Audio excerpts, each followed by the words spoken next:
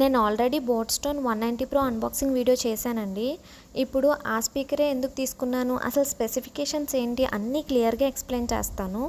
మేము already 20 what speaker తీసుకున్నాం first, కానీ దానికి బ్లూటూత్ కనెక్టివిటీ ప్రాబ్లం రావటం వల్ల అండ్ మేము ఉండేది ఇలా పొలాల దగ్గర కాబట్టి అంత సౌండ్ వూఫర్స్ హడావిడి అవసరం లేదనిపించింది. దట్టు స్పీకర్ మా బాబు కోసం కొంచెం సూతింగ్ ఇన్స్ట్రుమెంటల్ మ్యూజిక్ వినిపిద్దామని చెప్పి, సో తక్కువ వాట్స్ ఉన్న స్పీకర్ చాలు అనిపించింది. అయితే ఎందుకు బోట్ స్టోన్ 190 ప్రోనే అంటే దీనిలో బ్లూటూత్ 5.3 లేటెస్ట్ వర్షన్ యూస్ చేశాడండి. అంతేకాదు బిఆర్ అండ్ ఈడిఆర్ అంటే basic rate, enhanced data rate అని కూడా ఉన్నాయి. అంటే normal quality songs at the same time high quality సాంగ్స్కి కూడా ఇది వర్క్ చేస్తుంది. చెప్పినట్టుగానే తక్కువ అవుట్పుట్ 5 వాట్స్ కాబట్టి తీసుకున్నాము. నెక్స్ట్ వచ్చేసి దీని ఎస్ఎన్ఆర్ గ్రేటర్ దాన్ 60 dB అండి. In general greater than 40 dB ఉంటే ఎక్సలెంట్ సిగ్నల్ వినపడుతుంది అనమాట. ఇందులో ఇంకా 60 dB కాబట్టి తీసుకున్నాము.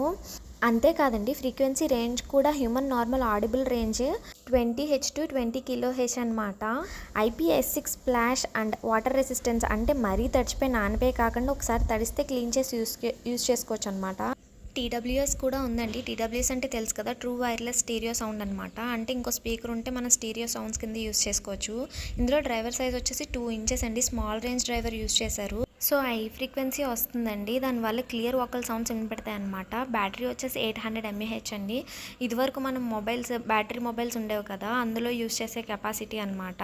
సో మనకి 12 hours ప్లేబ్యాక్ ఇచ్చారండి, 60% వాల్యూమ్ దగ్గర అనమాట. ఫైనల్లీ మా రిక్వైర్మెంట్స్ అన్నీ సాటిస్ఫై అవటం వల్ల బోట్ 190 ప్రో తీసుకున్నామండి. మీరు కూడా ఏదైనా తీసుకునేటప్పుడు ఇలానే ఆలోచిస్తారా? అవును అయితే ఎస్ అని కామెంట్ చేయండి. Thank you.